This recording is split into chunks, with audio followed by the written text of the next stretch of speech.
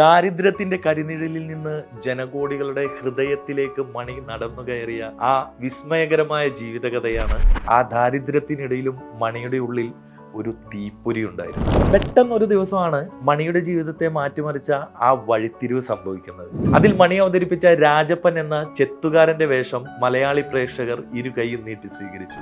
ഇപ്പോഴും ഗാനമേള വേദികളിൽ മണിയുടെ പാട്ടുകൾ ഒഴിച്ചുകൂടാൻ പറ്റാത്ത ഒന്നാണ്.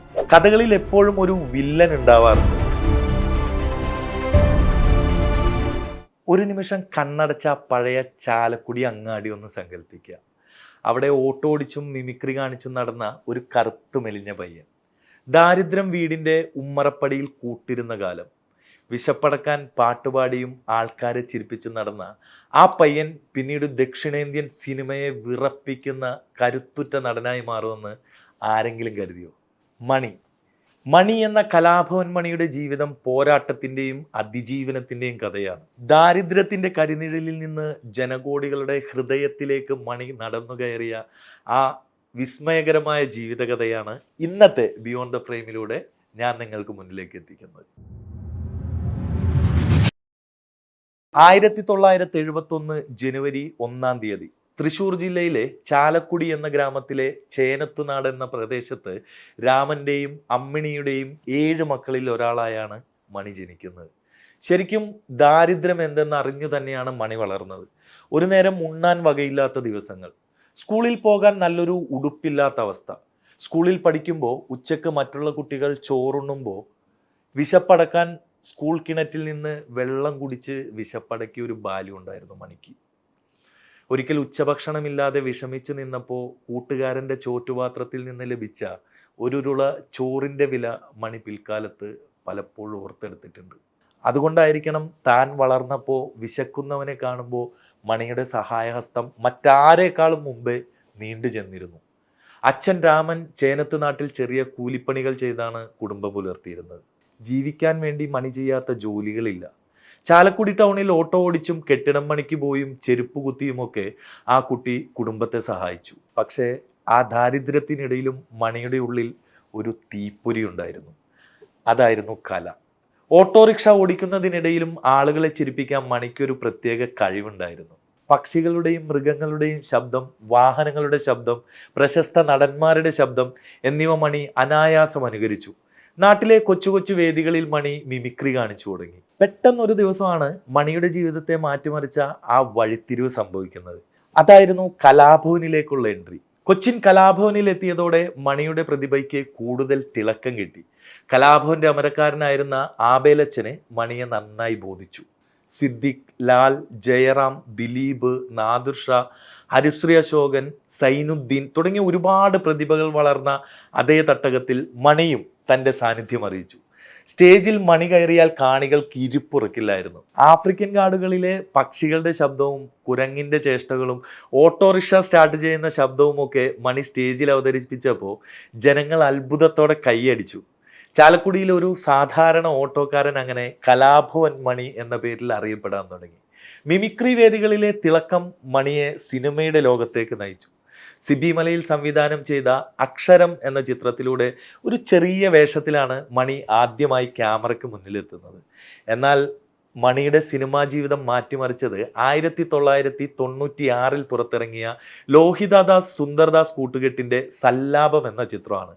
അതിൽ മണി അവതരിപ്പിച്ച രാജപ്പൻ എന്ന ചെത്തുകാരന്റെ വേഷം മലയാളി പ്രേക്ഷകർ ഇരു കൈയും നീട്ടി സ്വീകരിച്ചു. ചെത്തുകാരൻ രാജപ്പന്റെ ലീലാവിലാസങ്ങൾ എന്ന ആ ഡയലോഗും പ്രശസ്തമായ ചിരിയും മണിയെ മലയാളികളുടെ പ്രിയങ്കരനാക്കി മാറ്റി. തുടർന്ന് കോമഡി വേഷങ്ങളുടെ ഒരു പെരുമഴ തന്നെയായിരുന്നു. ദിലീപിനൊപ്പം ഉല്ലാസ പൂങ്കാറ്റ്, മന്ത്രി കൊച്ചമ്മ തുടങ്ങിയ ഒരുപാട് ചിത്രങ്ങളിൽ മണി തിളങ്ങി.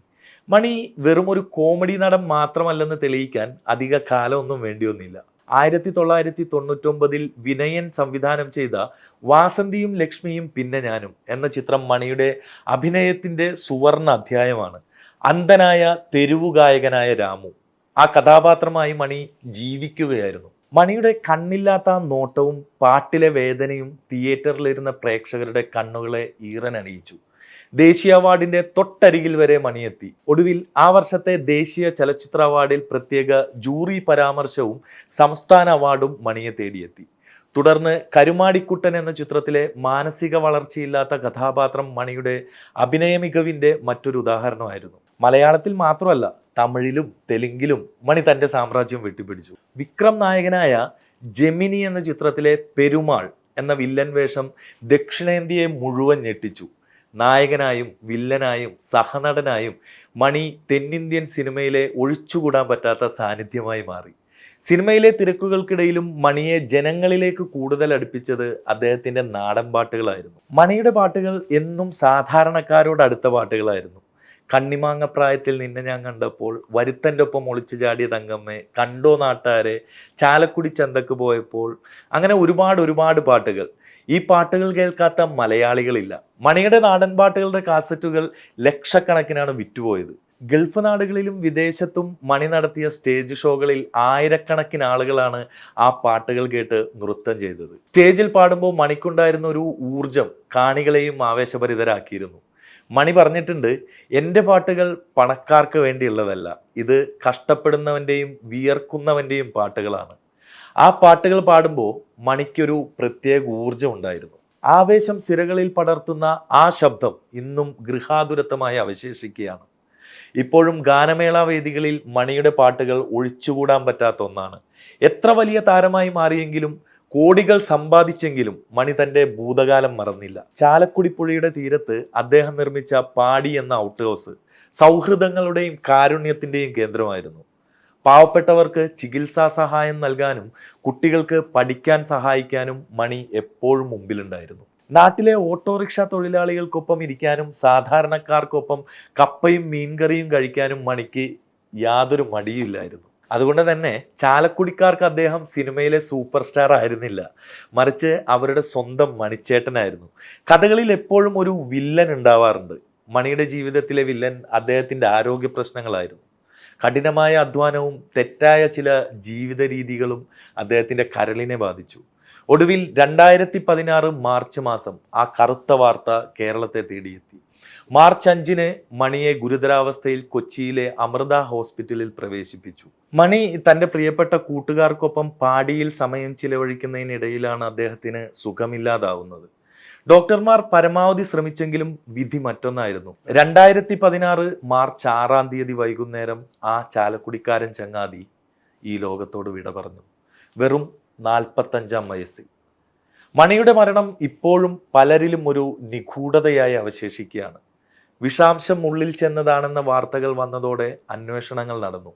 എന്നാൽ ആ അന്വേഷണങ്ങൾക്കപ്പുറം മലയാളിക്ക് നഷ്ടപ്പെട്ടത് തങ്ങളുടെ സ്വന്തം സഹോദരനായിരുന്നു. ചാലക്കുടിയിലേക്ക് ഒഴുകിയെത്തിയ ജനസാഗരം മാത്രം മതി മണി ജനഹൃദയങ്ങളിൽ എത്രത്തോളം സ്വാധീനം ചെലുത്തിയിരുന്നു എന്ന് മനസ്സിലാക്കാൻ. മണി മരിച്ചിട്ട് വർഷങ്ങൾ കഴിഞ്ഞു. എങ്കിലും ചാലക്കുടി പുഴയുടെ കാറ്റിൽ ഇന്നും മണിയുടെ നാടൻ പാട്ടുകളുടെ ഈണമുണ്ട്. അദ്ദേഹം അവശേഷിപ്പിച്ചു പോയ കഥാപാത്രങ്ങളിലൂടെ, പാട്ടുകളിലൂടെ, ആ നിഷ്കളങ്കമായ കാട്ടിച്ചിരിയിലൂടെ കലാഭവൻ മണി ഇന്നും ജീവിക്കുകയാണ്. ഒരു സാധാരണക്കാരന് എത്രത്തോളം ഉയരത്തിൽ പറക്കാൻ കഴിയുമെന്ന് തെളിയിച്ച ആ ജീവിതം വരും തലമുറകൾക്ക് ഇന്നും ഒരു പ്രചോദനമാണ്. കറുത്ത നിറത്തിൻ്റെ പേരിൽ വിവേചനം നേരിടുന്നവർക്ക്, ദാരിദ്ര്യം കൊണ്ട് സ്വപ്നം കാണാൻ ഭയപ്പെടുന്നവർക്ക് മണിയൊരു ഊർജമാണ്, ഒരു പാഠപുസ്തകമാണ്. ചിരിപ്പിക്കാനും ചിന്തിപ്പിക്കാനും മാത്രമല്ല, ജീവിതം എങ്ങനെയൊക്കെ പൊരുതി ജയിക്കാമെന്ന് കാട്ടിത്തന്ന ഒരു വലിയ മനുഷ്യനാണ് മണിച്ചേട്ടൻ. പ്രിയപ്പെട്ട മണിച്ചേട്ടാ, നിങ്ങളില്ലാത്ത മലയാള സിനിമയും ചാലക്കുടിയും ഇന്നും അപൂർണമാണ്. മണിച്ചേട്ടൻ്റെ മരിക്കാത്ത ഓർമ്മകൾക്ക് മുന്നിൽ പ്രണാമം. മറ്റൊരു കഥയുമായി കാണുന്നതുവരെ ബൈ ബൈ.